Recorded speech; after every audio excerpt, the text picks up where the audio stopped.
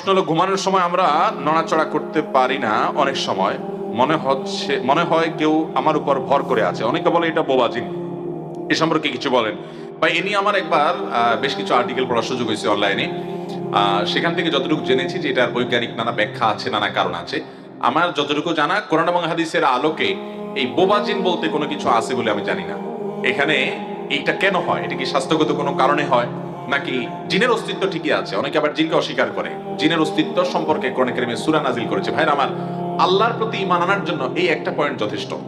আমার কয়েকজন বন্ধু আছেন বইয়ের পড়ুয়া এবং উচ্চশিক্ষিত, তারা আমার সাথে অনেক সময় একান্তে আলাপে বলে, ভাই, আল্লাহর প্রতি যদি কারোর ঈমান নিয়ে সন্দেহ থাকে, এই সন্দেহ তার দূর হয়ে যাবে শুধুমাত্র কোরআনে জিনের অস্তিত্বের কথা বলেছে। এখনো সায়েন্স জিনকে স্বীকার করে না। এই জিনের পালায় যেই ফ্যামিলি পড়ছে, ও জানে জিন শুধু আছে না, জিন ওর চোখের সামনে দেখে। আপনি বলবেন সে মানুষ